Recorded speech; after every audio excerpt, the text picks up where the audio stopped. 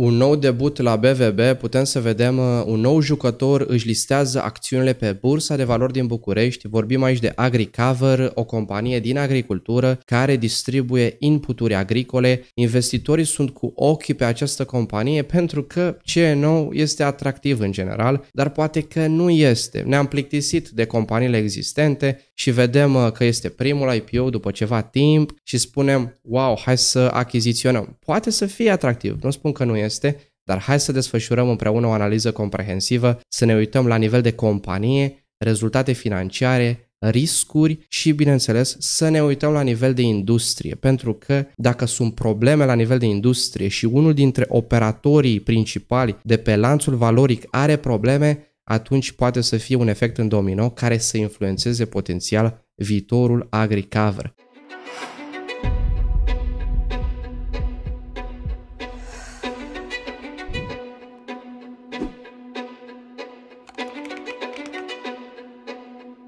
În primul și în primul rând, sunt persoane noi pe acest canal care investesc de puțin timp și vreau să spun ce este un IPO, da? Initial Public Offering sau ofertă publică inițială în română. Practic, este prima dată când o companie își listează acțiunile pe bursă și devine din privată în publică. Așa se spune. Ce se întâmplă este că, din mai multe motive, acționarii existenți în afacere vor să își listeze o parte din acțiuni din două surse, ori își vând direct o parte din acțiuni pe bursă, ori majorează capitalul, emit noi acțiuni care vor fi listate pe bursă. Și atunci, acest proces de IPO își are locul înainte să se listeze propriu-zis acțiunile pe bursă. Acum suntem în perioada de IPO, de pe 4 mai până pe 16 mai și investitorii subscriu în această perioadă care vor să achiziționeze în perioada de IPO, iar în momentul în care se listează la bursă și e tranzacționată compania la bursă, atunci prețul este stabilit de cerere și ofertă. Acum, întrebarea este de ce vor să-și listeze acționarii acțiunile pe bursă? Un motiv ar fi faptul că vor să se finanțeze de la investitori pe bursă, equity financing se spune în engleză, pentru că poate s-au finanțat destul de mult de la creditori și vor să își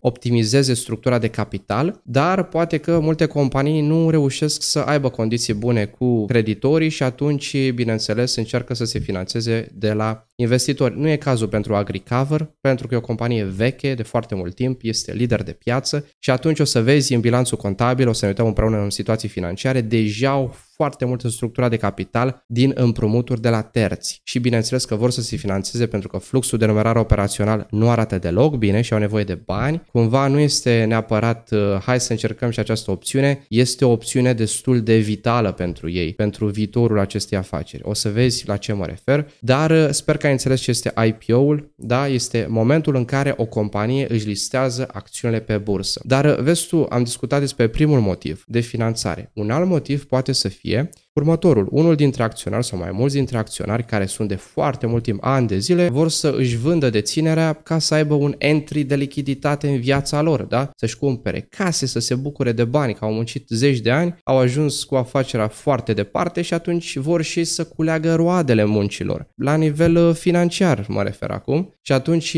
au această opțiune să-și vândă acțiunile pe bursă și vedem că în cazul AgriCover, din două surse va fi această listare dacă vrei, o majorare de capital care va dilua acționarii existenți, deci nu pe tine ca investitor dacă cumperi în IPO și ulterior IPO-ului, ci acționarii existenți deja în business, dar vedem că și acționarul majoritar își vinde o parte din acțiuni direct, că vrea să își vândă pentru lichiditate, până la urmă treaba lui, nu ne interesează acest aspect, pentru că pe noi ne interesează cum se situează afacerea în sine și viitorul companiei. De aceea vreau să discutăm despre lanțul valoric la acest punct, unde se situează AgriCover ca jucător pe lanțul valoric e foarte important. Mai târziu o să ne uităm la nivel de industrie în agricultură ce se întâmplă în România și cum va afecta, în opinia mea, AgriCover, pentru că trebuie să vedem exact ce jucători sunt și care este dinamica la momentul actual și pe următorii ani. Asta odată, după care o să discutăm și despre perioada de IPO, cum investești dacă vrei să investești, o să-ți arăt fiecare etapă, iar la sfârșit îmi voi spune opinia personală despre această companie, despre această investiție și o să propun un plan de investiții de acumulare pentru cei care vor să investească indiferent de, să spun așa, opinia mea. Vom discuta în primul rând despre lanțul valoric, da? E foarte important pentru fiecare companie nouă pe care o prezint pe acest canal, discut despre lanțul valoric, să vedem unde se poziționează pe acesta și cum este influențată de ceilalți jucători, ce interdependență există, pentru că poate exista un efect de domino dacă unul dintre jucători este afectat drastic de o situație. Și o să vezi la ce mă refer când vorbesc despre industrie și ce se întâmplă în agricultură. Ei bine, vorbim acum despre industria de agricultură, dar foarte, foarte sumar, pentru că sunt mulți jucători ramificați pe lanțul valoric, sunt tot felul de companii care oferă servicii nișate, dar discutăm la nivel general, ia în calcul acest aspect. În primul și în primul rând sunt producătorii de inputuri agricole, fertilizatorii, semințe, știu și eu, pesticide și tot felul de inputuri agricole, inputuri care sunt necesare pentru o recoltă optimă. Și atunci, sunt companii care produc aceste substanțe chimice, aceste inputuri agricole. După care sunt distribuitori care cumpără aceste inputuri agricole de la producători și le vând către fermieri. Bineînțeles că mai sunt și distribuitori cu amănuntul, cu ridicata și așa mai departe, dar vreau să spun la nivel general, sunt distribuitori care achiziționează aceste inputuri, le pot personaliza într-un parteneriat cu brand personal și așa mai departe, își pun o marjă peste costul de achiziție, bineînțeles, și vând către fermieri. Asta face pe partea de distribuție, achiziționează de la producători inputurile agricole, pesticide, fertilizatori și așa mai departe. O să ne uităm la ei pe website. După ce le cumpără, le vând către fermieri. Fermierii, după ce achiziționează aceste inputuri agricole, care din nou sunt foarte importante pentru recoltă, ce fac este să producă recolta. Da? După ce produc recolta, roadele recolte, dacă vrei, cereale, ulei și așa mai departe, sunt procesate de alți operatori specializați, împachetate, transportate și manipulate pe lanțul logistic până când ajung la distribuitori. După ce ajung la distribuitori, ajung la distribuitori cu amănuntul, la supermarketuri, de unde tu, în calitate de client final, te duci și îți achiziționezi bunurile pentru consum casnic. Sau nu doar consum casnic, bineînțeles afaceri, Horeca, hoteluri, restaurante și așa mai departe, se duc și achiziționează aceste inputuri în procesul lor de gătit, după care își duc marfa mai departe și ajung la bunul finit. Pe partea de distribuție, cumpără foarte multe stocuri de la producători și într-adevăr le vinde fermierilor, dar au un risc foarte mare de stocuri și o să vezi ce volume mari au, adică au vânzări uriașe, dar ce marjă mică au o marjă extrem de mică, așa este în general la distribuitori, dar o să vezi cât de mică este și o să discutăm diverse situații probabilistice care pot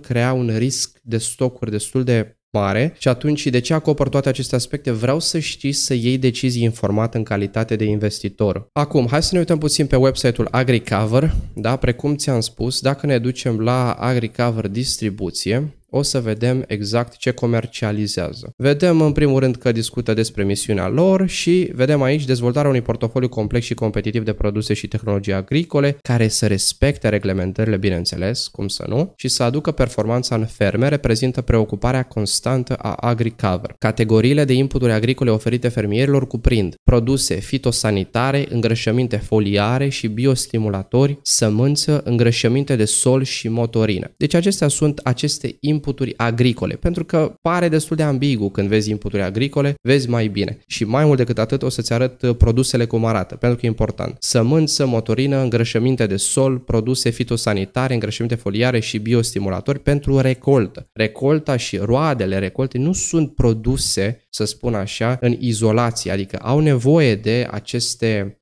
substanțe și, bineînțeles, inputuri, sămânța în sine, ca să poată să crească recolta. Și atunci trebuie să înțelegi că AgriCover este distribuitorul, nu este producătorul de inputuri, este cel care le cumpără de la producători și le ține stocuri, după care le vinde fermierilor. Da? Nu mă mai repet, am vrut să spun aceste lucruri ca să le înțelegi și să le fixăm în minte. E foarte important să vedem lanțul valorii și să știm exact unde se situează fiecare companie. După care, hai să ne uităm puțin la produs, să vezi exact când investești în această afacere, practic unde ți se duc banii, ce se vinde, da? Ei bine, acesta este magazinul online, îngrășăminte, semințe, uite, am dat pe îngrășăminte să vezi exact ce produse au. Acestea sunt îngrășămintele, vedem că și-au pus brandul pe ele, după care mergem la semințe, da? Să vedem exact ce produse mai au pe aici. Uite, vedem aici semințe și așa mai departe. Ți-am arătat o parte din produse, poți să te uiți singur să vezi în ce investești banii, care sunt produsele comercializate de AgriCover. Acum, aceasta este partea lor de distribuție de produse. Da? Uite, poți să vezi ce producători există, ce parteneri au, pe fiecare segment în parte, îngrășăminte de sol, sămânță, te duci la motorină să vezi exact de unde achiziționează și vând, pentru că ei sunt intermediari, distribuitori. Au și partea de finanțare, sunt un IFN și finanțează pe alt segment, în altă companie chiar care face parte din grup,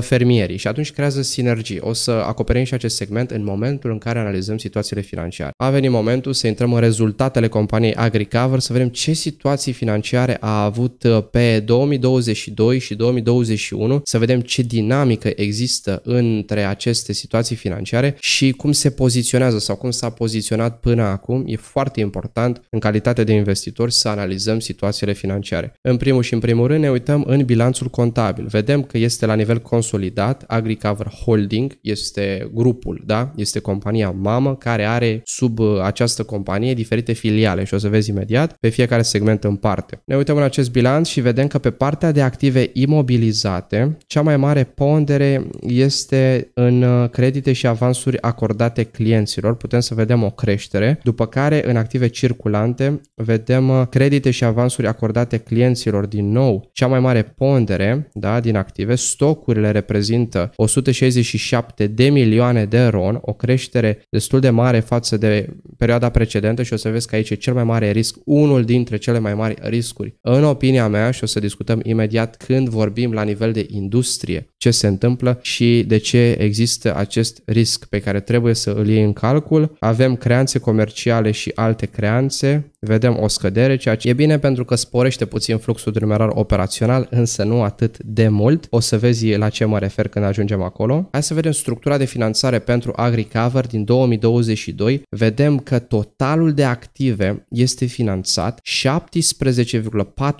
17,4% din capitalul proprii și 82,60% din datorii de la terți, creditori. Uită-te puțin la împrumuturi și uită-te cât valorează împrumuturile din totalul de active. Destul de mult, sunt îndatorați foarte mult, vedem o creștere de la an la an în împrumuturi foarte mare și atunci este evident de ce vor să se finanțeze prin emisiune de acțiuni, listare pe bursă, pentru că la un moment dat cât de mult să te mai împrumuți, nu știu dacă li se mai permite, nu știu ce plafon există în partea de îndatorare, pentru că s-au împrumutat destul de mult, adică uită-te puțin să vezi față de stocuri, uită-te puțin să vezi față de imobilizări corporale și față de alte active, pentru că cumva vezi activele atât de mari datorită creditelor și avansurilor acordate clienților. Dar dacă te uiți la alte tipuri de active importante, cum ar fi, să spunem, stocurile pentru ei, pentru că de acolo vin banii, au stocuri, vând și după aia își încasează, nu? Uită-te să vezi cât de mult este împrumutul față de toate stocurile avute în 2022, uită-te să vezi cât e împrumutul față de creanțele comerciale pe care le au în 2022 și poți să te mai uiți și la imobilizări corporale, poți să te uiți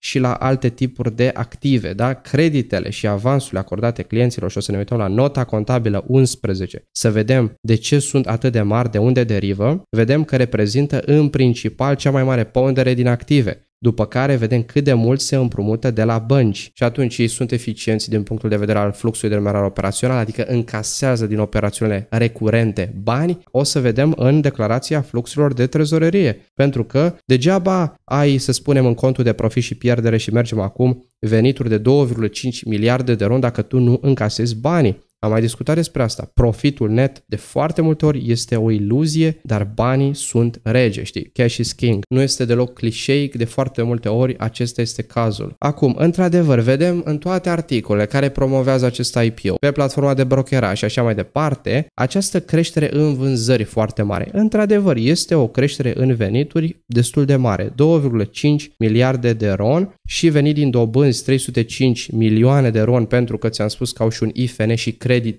creditează fermierii și obțin dobândă. O să ne uităm și pe acest segment, pentru că am văzut că pun o pondere din ce în ce mai mare pe acest segment și vor să-l crească foarte mult, să creeze sinergie și probabil să-și diversifice sursele de venit din ce în ce mai mult. Vedem costul vânzărilor. Uită-te puțin cât de mare este costul vânzărilor. Da? este uriaș. Uită-te puțin ce venituri au de aici. Deci nu te uita și la venitul din dobânzi, da? Uită-te să vezi ce venituri au din vânzarea acelor mărfuri de care am discutat, inputuri agricole, și uită-te puțin să vezi ce costuri au. Au o marjă brută de 7,56%,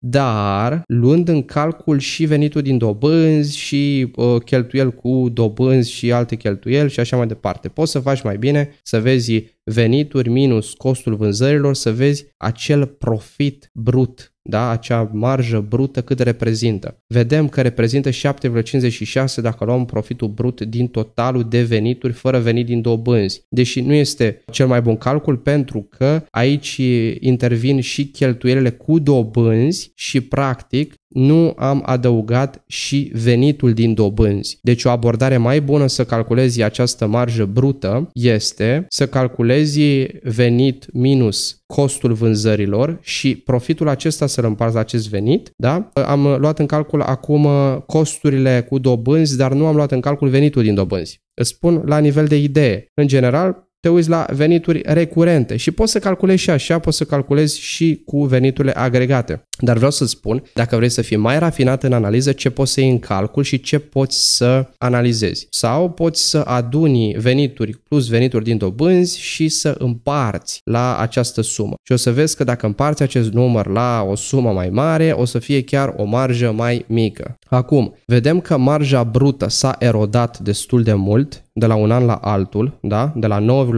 la 7,56%, după care ne uităm la cheltuieli administrative care au crescut și au crescut destul de mult, să fiu sincer, la 78 de milioane de RON, după care vedem alte cheltuieli în exploatare, o creștere măricică, profitul din exploatare, putem să vedem iarăși o marjă care s-a erodat, da? Iarăși m-am orientat doar la venituri, pentru că alea sunt veniturile principale, da? N-am introdus veniturile din dobânzi pentru că nu știu cât reușesc să perpetueze aceste credite acordate în timp și atunci m-am uitat la partea principală, dar tu poți să iei această sumă și să o împarți la suma agregată sau, ți-am spus, poți să scoți anumite elemente și să te raportezi doar la partea de venituri derivate din operațiuni recurente sau nu neapărat recurente, că ai spune că venitul de dobânzi nu e recurent, că au un segment special pentru asta. Da, poate fi recurent, dar vreau să spun principal din distribuție. Și atunci vedem marjele s-au erodat, da, pe toate părțile, marja netă iarăși 3,54%.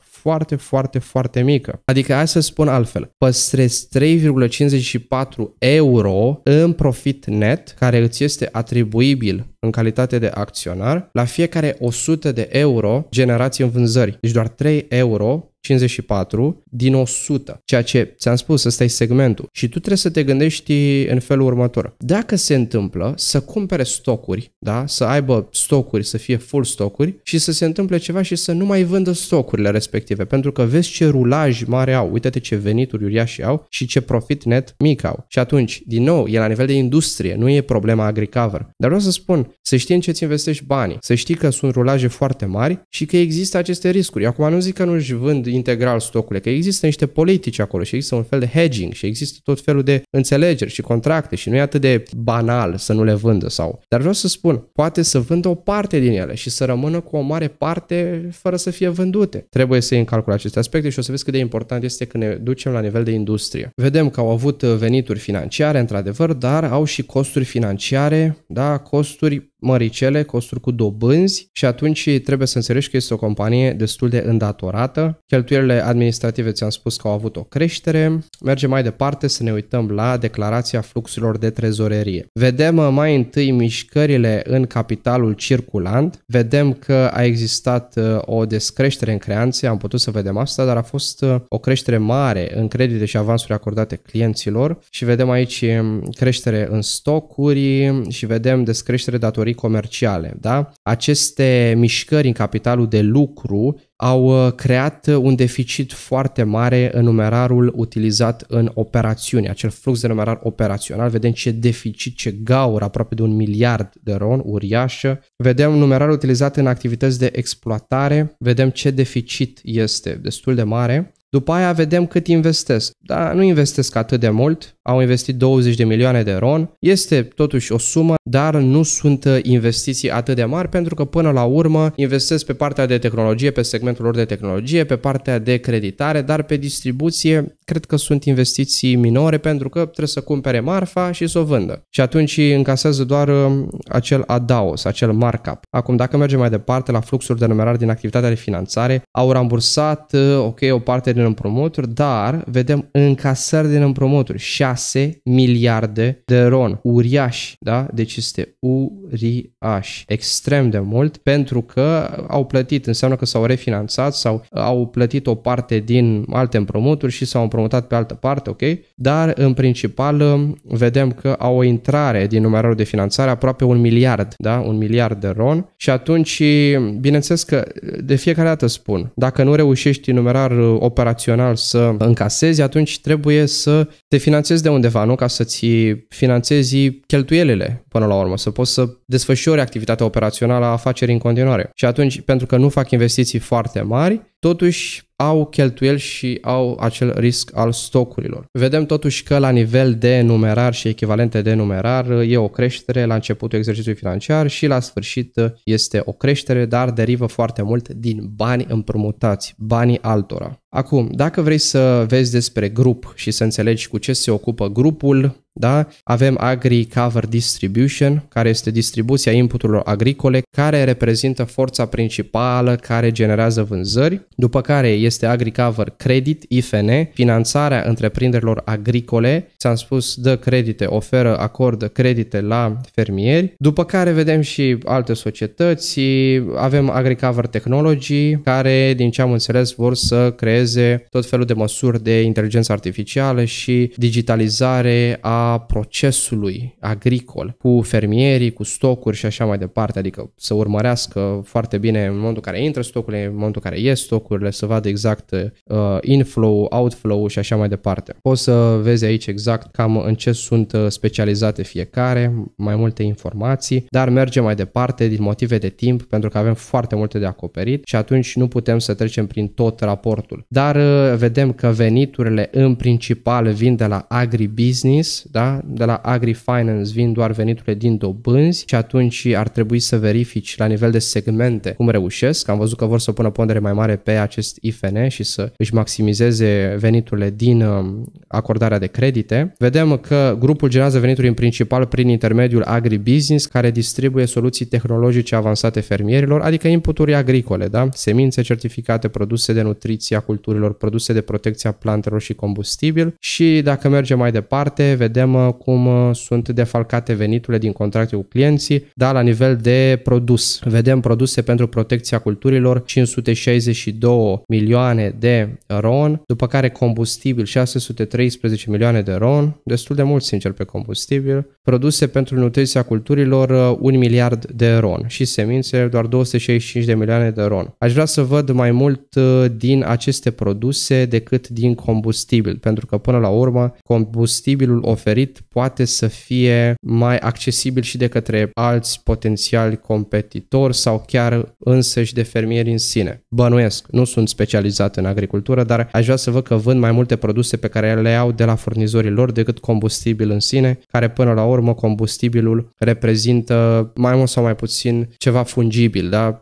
Adică și destul de accesibil. Vedem la nivel de cheltuieli, mărfurile reprezintă cea mai mare cheltuială, da? Achiziția mărfurilor de la producător și după care ți-am spus că le vând fermierilor și își pun un markup, o marjă, dar uite ce costuri mari au, costuri cu salariații 101 milioane de RON, măricele, după care poți să vezi aici distribuția costurilor și 2,55 de miliarde de RON reprezintă totalul costurilor. Vedem că au fost și niște costuri cu servicii de consultanță și de implementare care s-au ridicat la 2 milioane de RON pentru partea de software. Acum, poți să te uiți în aceste note contabile în continuare, dar eu vreau să ne uităm la anumite note contabile importante importante la acele credite. Dacă ne uităm la nota 11, la credite și avansuri acordate clienților, ți-am spus bilanțul era la nivel consolidat, deci intră și Agri Finance, cei care creditează fermierii și atunci bineînțeles știm că aceste credite sunt active pentru o bancă. Dacă vrei, acest segment de creditare este ca o bancă care creditează, oferă credite și acele credite sunt active, nu sunt pasive pentru că primește dobândă din ele și ai văzut cât de mult reprezintă din totalul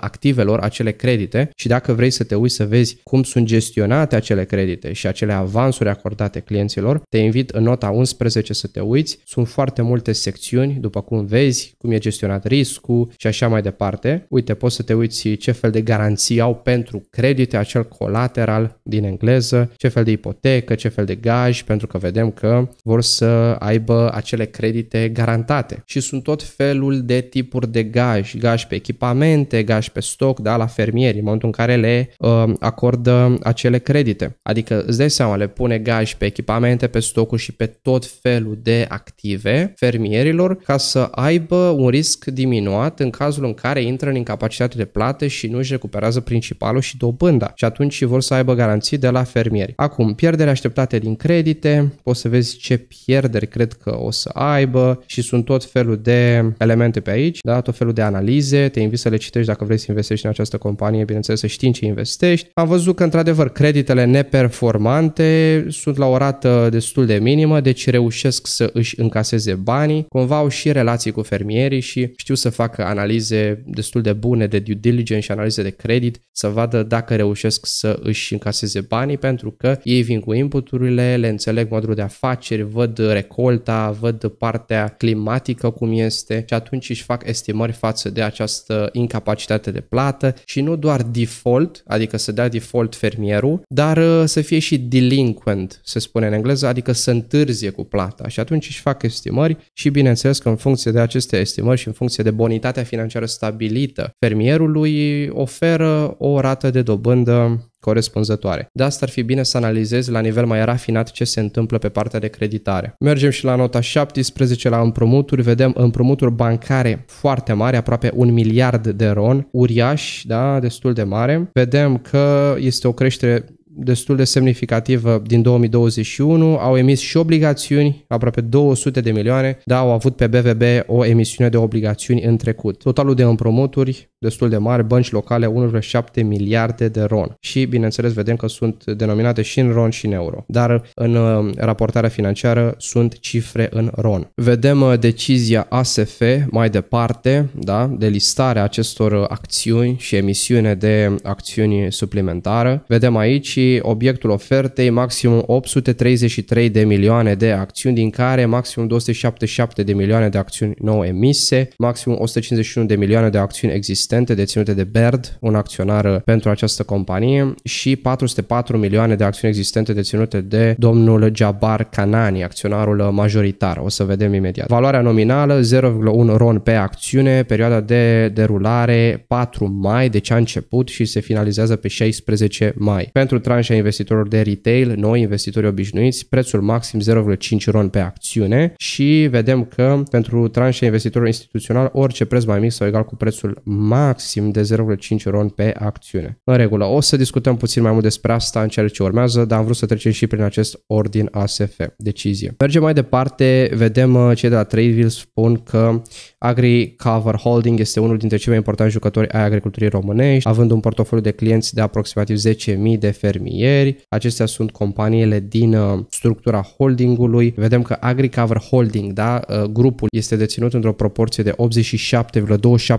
87,27% de domnul Kanani Jabbar, restul de 12,73% din capitalul social fiind deținut de Banca Europeană pentru Reconstrucție și Dezvoltare BERD. Consiliul de administrație este format din 5 membri și de asemenea de Adama Agriculture, parte a grupului Syngenta. Ok? Vedem Consiliul de administrație format din 5 membri aleși de adunarea generală ordinară a acționarilor și vedem că au un mandat de 4 ani. Președintele Consiliului de administrație este chiar domnul Jabbar Kanani, fondatorul grupului AgriCover, în timp ce ceilalți 4 membri sunt Ștefan Bucătaru, fost Ioterapla și Transelectrica, ok, ăsta e un lucru bun, și alte persoane. Ok, grupul Agricover avea 518 angajați, în creștere cu 11% în comparație cu anul precedent. Vedem aici structura juridică, da? Vedem că Baird deține o parte, domnul Jabbar Kanani o parte, după care le vedem pe cele 3 companii care sunt deținute și putem să vedem că la nivel de piață, spune România a exportat în 2021 58,3% din producția sa de cereale și a înregistrat o creștere de 16,8%, dar să vezi acum ce se întâmplă, o să-ți arăt imediat. Oportunități de creștere, discută aici, vedem cei de la Trade fac o analiză. România a generat îmbunătățiri semnificative ale productivității culturilor în ultimii 10 de ani. În regulă, performanța sa este determinată de creșterea productivității pentru porumb, floarea soarelui și rapiță. În cazul Agricover, segmentul de agribusiness al companiei a înregistrat o rată anuală compusă de creștere de 13,7%, situația financiară solidă, vedem că este una dintre cele mai importante companii de distribuție a inputurilor agricole din România și ce mai putem să vedem, 16,7% pentru produsele destinate protecției culturilor, lider de piață, da, astea sunt cote de piață, 9,5% pentru semințe certificate și 8,4% pentru produse utilizate în nutriția culturilor, locul 2. Și ai văzut că în principal de aici derivă venitul și totuși mai sunt și alți jucători, deci există competiție, să ne înțelegem. De ce au scăzut marjele Agricover Distribution în 2022? Produsele pentru protecția culturilor sunt o linie de afaceri cu marjă ridicată, cele pentru nutriția culturilor reprezintă marje medii, în timp ce semințe și combustibil sunt linii de afaceri cu marjă scăzute. Am văzut combustibilul reprezentat destul de mult, dar o să vezi și alte lucruri la nivel de industrie, nu înțeleg de ce nu sunt spuse aici, da, pentru că agricultura în momentul de față are probleme destul de mari și fermierii au proteste uriașe, o să vezi despre ce este vorba. Și pe partea de credit, Agricover Credit și-a majorat cota de piață la 19,7% în ceea ce privește împrumuturile agricole acordate de IFN-uri. Asta poate fi un avantaj competitiv pentru ei, să vedem cât de mult susține. Și aici vedem rata medie de credite neperformante care stă destul de jos, spun ei, destul de jos față credite pentru societăți, media și pentru sectorul agricol. Vedem că valoarea contabilă brută a creditelor și avansurilor a ajuns la 2,84 miliarde de RON, am văzut în situații financiare împreună, marcând o majorare cu 42% față de finalul anului precedent. Veniturile provenite din activitatea de agri-finance s-au ridicat la 319 milioane de RON. Am văzut acest aspect și profitul net obținut s-a majorat cu 19%. Vedem că instituțiile financiare nebancare precum Agricover Credit joacă un rol crucial în finanțarea sectorului agricol din România. Aceste tipuri de instituții oferă servicii de creditare pe care instituțiile de credit clasice nu le pot oferi cu ușurință, în special credite pentru capital de lucru, având în vedere rețeaua lor de distribuție foarte largă, precum și cunoașterea și înțelegerea profundă a industriei și a mărfurilor cheie care susțin sectorul agricol din România. Deci fermierii au nevoie de bani să-și acopere potențial deficitul în capitalul de lucru în funcție de procesul natural al recoltei. Probabil că sunt momente în care încasează din creanțe mai greu și trebuie să plătească furnizorii mai repede și atunci poate că au un deficit în fondul de rulment și trebuie să fie finanțat și Agricover vine și oferă. E un mic conflict pentru că Agricover vinde inputurile și au creanțe până când sunt plătite facturile și dacă fermierii nu au bani să plătească facturile, da, pentru inputurile agricole, atunci Agricover vine și împrumută să le acopere acel deficit. Deci, practic, Agricover se plătește cumva pe el în cazul în care e un deficit și își plătește cumva facturile. Asta e un lucru bun, dar în același timp poate să fie și un feedback loop pozitiv, potențial, dar nu intru acum în detaliile astea, dar ți-am spus așa la ce m-am gândit pe loc. Politica de dividende la nivel de grup. În cadrul politicii privind dividendele, Agricover Holding nu a distribuit istoric dividende, deoarece profiturile anuale au fost utilizate în principal pentru a finanța creșterea portofoliului și atunci această practică o să continue. Deci nu o să plătească cel mai probabil dividende ceva timp. Dacă ești în joc pentru dividende, probabil că Agricover nu este compania ta potrivită. Acum aici riscuri și avantaje ale investiției. Vedem în baza profitului aferent perioadei în 2022, să vedem la ce multipli de valoare o să se tranzacționeze Agricover. Vedem că a fost profitul de 90 de milioane de RON și ar fi o capitalizare post-money valuation de 1 miliard de RON și atunci am avea un price to earnings de 12 aproximativ. Acest multiplu situează noul IPO de la BVB în topul listei celor mai ieftine companii din sectorul agricol care s-au listat în ultima perioadă, comparativ cu concurenții de la Norofert, Grup Șerban sau Agroland, PE la a AgriCover este mai mic decât acela din momentul listării acestor companii. Cu toate acestea, comparația cu companiile de pe piața aero nu este neapărat cea mai relevantă, corect, datorită mărimii companiei. Astfel, dacă ne raportăm la IPO-urile ce au avut loc pe piața principală în ultimii 7 ani, compania are un PE similar cu cele mai ieftine companii listate în ultima perioadă, cum ar fi TTS și Purcari. Totodată, este interesant de menționat faptul că mediana PE din momentul listării acestor companii la BVB se situa în jurul valorii de 20x, iar AgriCover are un multiplu aproape de jumătate. În ceea ce privește multiplul price to book value, luând în considerare capitalul proprie de la sfârșitul anului 2022, în valoare de 637 milioane de RON și capitalizarea de 1 miliard de RON, acesta înregistrează o valoare de 1,70. Asta nu înseamnă neapărat că e subevaluat față de celelalte companii, înseamnă că prospectul sau previziunile companiei din viitor au putut fi evaluate la această sumă cât mai corectă, cât mai aproape spre a fi cumva accesată de investitori, pentru că tu degeaba vii cu o evaluare imensă dacă investitorii nu cumpără. Mergem mai departe și ne uităm la acest peer group analysis of public comps, adică vedem că pune mediana companiilor care ar fi comparabile tranzacționate pe bursa de valori din București și bineînțeles Aero și ne uităm la AgriCover Holding, vedem că îl evaluează conform acestei evaluări post-money valuation la 12 PE, la price to book value 1,70 și 0,43 price to sales. Și vedem că mediana ar fi la 9,51,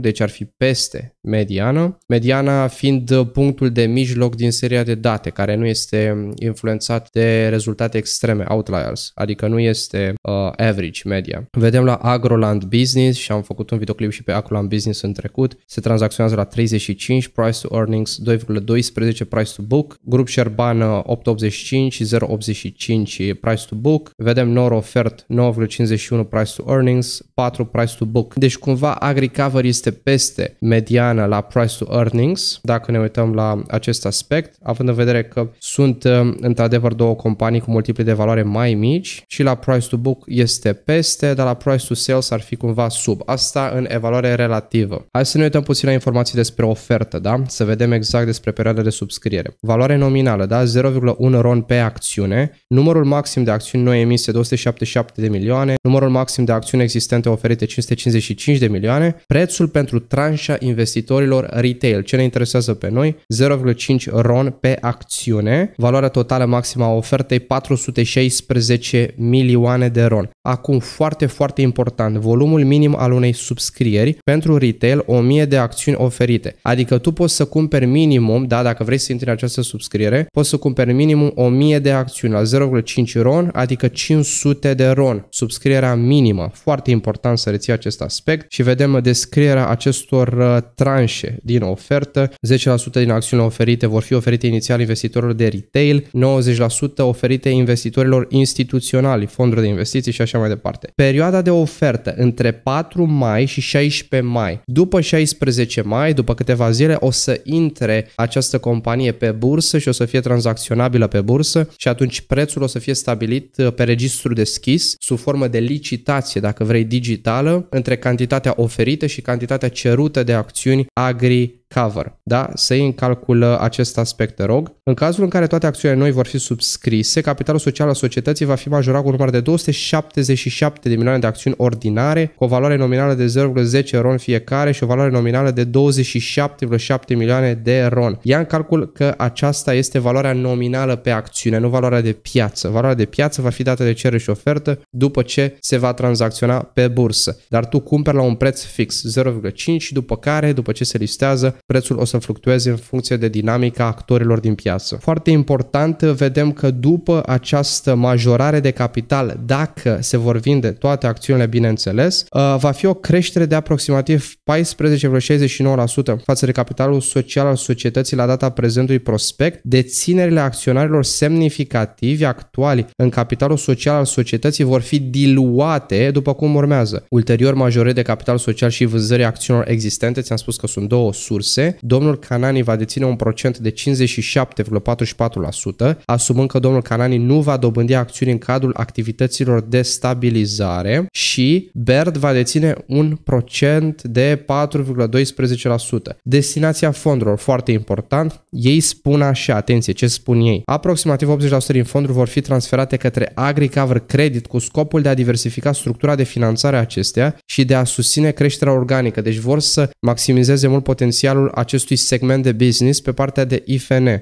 Să luăm în calcul, e foarte important, aproximativ 20% din fonduri vor fi utilizate pentru a finanța oportunități de creștere externă prin tranzacții de fuziuni și achiziții. Deci vor să aibă bani în trezorerie ca niște vulturi să se uite după oportunități și ei să cumpere companii sau participați în companii ca să creeze sinergii viitoare. Poate vor să se extindă mai mult, să se integreze pe verticală. Cine știe? Până la identificarea unor ținte adecvate de fuziuni și achiziții, aproximativ 20% din fonduri vor fi utilizate pentru a finanța dezvoltarea altor filiale ale grupului, inclusiv AgriCover Technology și AgriCover Credit. Deci pe segmentul principal de distribuție nu o să mai injecteze capital, însă pe partea de tehnologie și pe partea de credit IFN vor să injecteze. Practic acolo se vor duce în principal banii. În regulă, încerc să fiu cât se poate de rapid, nu vreau să te rețin foarte mult, materialul e comprehensiv, sunt foarte multe informații de digerat, așa că vreau să o luăm metodic, dar trebuie să discutăm neapărat despre industrie. În momentul de față, în industria de agricultură sunt foarte multe probleme în România, da? În special pentru fermierii care au stocuri de cereale. De ce? Pentru că acum ceva timp Uniunea Europeană a eliminat tarifele, taxele vamale pentru Ucraina să vândă în state membre, deși direcția era către state mai sărace din Africa, au ajuns foarte multe cereale prin state membre din Uniunea Europeană și știm foarte bine că deși statele membre și Uniunea Europeană și NATO și America și toată lumea ajută Ucraina nu face parte din Uniunea Europeană, da? Și atunci nu există această libertate de circulație a bunurilor. Și luând în calcul aceste considerente, ce se întâmplă este faptul că s-a inundat piața de cereale, prețul a scăzut foarte mult pentru că a crescut foarte mult cantitatea oferită. Ucrainenii au putut să vândă la prețuri mai mici decât românii și decât alte țări din blocul estic și atunci au profitat de această oportunitate, bineînțeles în favoarea lor, nu că au făcut ei neapărat o greșeală, pentru că au putut să vândă, au vândut. Nu-i logic și tu ai fi făcut asta, oricine ar fi făcut asta. Poți să vinzi fără tarife, fără taxe vamale, poți să vinzi la prețuri mai mici, competitive, vinzi. Și atunci problema este că fermierii din România au ținut stocurile prin toamnă pentru că au vrut să aștepte primăvara să le vândă mai sus, pentru că în toamnă erau prețuri foarte mici, au ținut de stocuri și ce să vezi, prețuri mai mici și trebuie să le vândă și o să le vândă în pierdere. Mulți dintre ei au vândut în pierdere și atunci ceea ce vor încasa anul acesta va fi insuficient pentru investiții optime pentru recoltele viitoare. Și atunci au fost tot felul de discuții la nivel european să-i ajute, să-i subvenționeze pe fermieri și vedem că vin anumite ajutoare acum, vedem că se tot discută despre ele, ne uităm imediat despre ce ajutoare este vorba, dar din ce am înțeles eu din cercetarea pe care am desfășurat-o, este că, deși vin aceste ajutoare mari, nu sunt suficient de mari sau nu sunt la fel de mari cât ar fi fost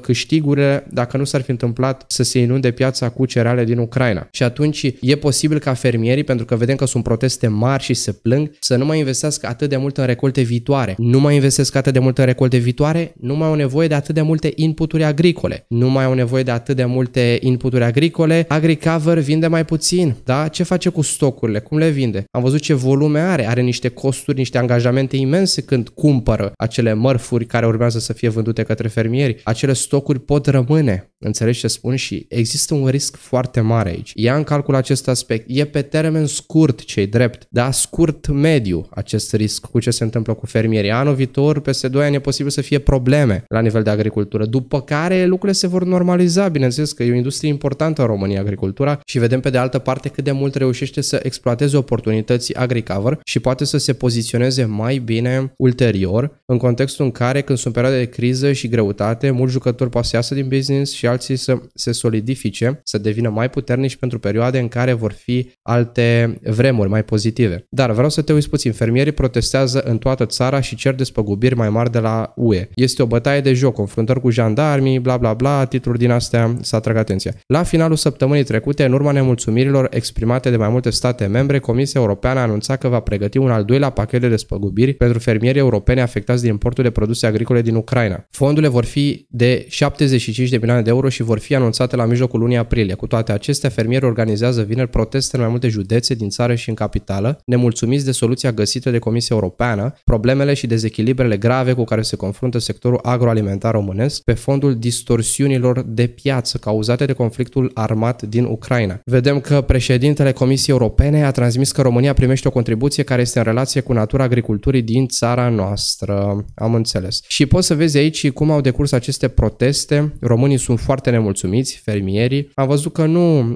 blamează neapărat ucrainienii pentru că e logic. adică și tu ai fi vândut, oricine ar fi vândut dacă ar fi putut la prețul respectiv. Problema este că li s-a permis, spun ei, de către Uniunea Europeană, pentru că până la urmă nu e țară membră și atunci cum să vinzi fără taxe vamale? Probabil au vrut să fie ajutați ucrainienii pentru că sunt în situația în care se află. Dar vezi tu, problemele astea pot avea un spillover effect și către alte țări și ar putea să fie victime colaterale, precum România și alte țări care depindeau în această industrie de anumite, să spun așa, elemente sau factori de piață care cumva erau integrați în procesul lor economic. Și atunci, pentru că a existat această distorsionare, suferă. Acum, cum să zic, nu suntem mai să facem politică, însă vreau să spun cam ce se întâmplă și am văzut și am discutat și la nivel empiric cu diversi fermieri și mi-au spus, tot așa se plâng și spun că au stat cu stocurile să le vândă mai scump și ce să vezi, nu mai poate să le vândă așa scump pentru că sunt mai ieftine și trebuie să le vândă, să se pregătească pentru următoarea recoltă. Și atunci mai investesc atât de mult în următoarele recolte, dacă nu au suficient de mulți bani, nu știu, vine AgriCover cu linii de finanțare, poate pe IFN, dar e foarte important să înțelegi că industria de agricultură în momentul de față nu este atât de pozitivă și atunci e posibil pe termen scurt, mediu, să fie influențate rezultatele financiare și pentru AgriCover. Nu zic că se întâmplă, zic că este posibil. Nu prea am văzut să se fi discutat în media despre aceste situații. Toți promovează IPO-ul și nu e un lucru rău, adică la orice IPO trebuie să-l promovezi, nu? Pentru că interesul lor este să vândă. Însă tu când iei decizii financiare trebuie să fii foarte atent sau atentă și să acoperi foarte multe elemente, da? Trebuie să fie o analiză temeinică și cât se poate de imparțială. Acum, vedem într-adevăr că nu sunt cele mai bune ape în sectorul de agricultură în România și vedem din nou cât de mult se plâng fermierii. Vedem pe de o parte că spun că o să primească 30 de milioane de euro, după care vedem articole mai noi că spun că o să vină mai mulți bani, dar știi ce se întâmplă? E foarte greu pentru că și articolele preiau informații și nu e neapărat aprobat. Sunt multe în discuție, știi? Și atunci le iau ca și când ar fi aprobate. De aceea nu știm exact cât de mult o să primească fermierii, dar și în momentul în care aflăm, din ce am înțeles, ar fi sub paguba deja existentă din cauza faptului că a crescut mult cantitatea oferită. Și vedem că se așteaptă în continuare de la Comisia Europeană să vadă ce subvenții vor avea acești fermieri. Nu m-aș baza pe subvenții atât de mari cât să acopere, să spun, pierderile lor, deci înseamnă că o să se contrabalanceze parțial fenomenul, dar nu 1 la 1 și atunci e posibil să fie investiții mai mici în agricultură și în recolte în perioada următoare. Vedem că se tot discută despre aceste sume insuficiente pentru pierderile fermierilor români și vedem că suma vehiculată trebuie să fie de cel puțin 200, poate 400 de milioane de euro. Eu nu cred că o să fie așa ceva niciodată pentru a asigura un venit sigur fermierilor, astfel încât să depășească acest moment de criză. Suma propusă e de 50 de milioane, am înțeles că o să primească mai mult din un articol mai nou. Potrivit Comisiei Europene, Ucraina reprezintă 10% din piața mondială a grâului, 15% din piața porumbului și 13% din piața orzului. Și au beneficiat, îți dai seama, pentru că n-au mai fost tarife, taxe vamale, au putut să vândă la un preț mai mic și au păstrat marja de profitabilitate și atunci cumva au vândut în volume mari. Miniștrii agriculturii din 6 țări, printre care România, vedem că s-au întâlnit și au discutat despre aceste ajutoare, însă, din ce am înțeles, nu vor fi subvenționați atât de mult cât pierderile realizate. Așa spune, bineînțeles că mulți fac și pe victima, e normal, pentru că vor mai mult, nu profită de criză. Oricine ar face, din nou, comportament uman. Și atunci nu știm exact cât de mult se va oferi fermierilor și ce investiții vor fi făcute în recolta viitoare. În regulă, hai să vedem cum poți să intri în perioada de subscriere și să investești în acest IPO dacă vrei să investești, bineînțeles, după ce vei parcurge prospectul, anexa prospect și toate informațiile oficiale. De asemenea, ar trebui să desfășori o analiză de piață și să-ți asculți instinctul. Și dacă tu ai viziune în această industrie și informații superioare mie, nu sunt expert în agricultură, da? Dacă tu ești în agricultură și știi lucrurile și ai o viziune de viitor pozitivă, atunci, bineînțeles, după ce îți faci temele, iei propriile decizii. Dar să spunem că suntem de acord cu declarațiile de mai sus și că vrem să investim, apăsăm aici, sunt pe tradeville.ro, hai să vedem ce se întâmplă.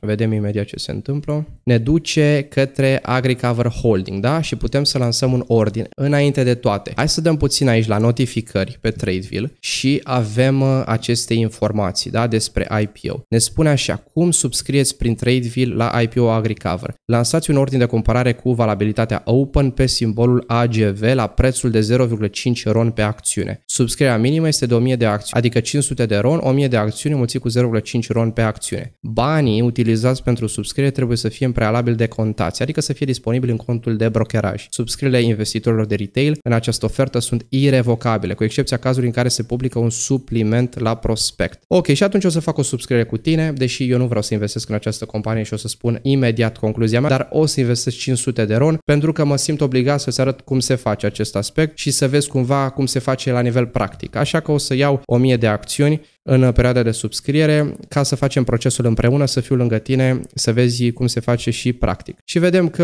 a început perioada de subscriere, revenim în partea noastră la AgriCover, dăm cumpără, mergem la ordin complex și aici ce ne-a spus? Revenim, da? Revenim aici, să vedem exact ce trebuie să facem. Ce ne spune? Hai să mai vedem o dată. Mergem pe AGV, prețul 0,5 RON, open, da? De cumpărare pe acțiune. Subscrierea minimă, 1000 de acțiuni, 500 de RON. Ok, și atunci facem exact ce ne-a spus și mergem la limită și luăm 1000 de acțiuni la prețul de 0, e cu punct la ei, 5. Și ar fi 500 de RON. Nu vedem niciun comision, nimic în momentul de față, da? Deci în perioada de subscriere nu apare niciun comision. Știi mai multe informații? Lasă un comentariu și ajută-ți comunitatea. Ok?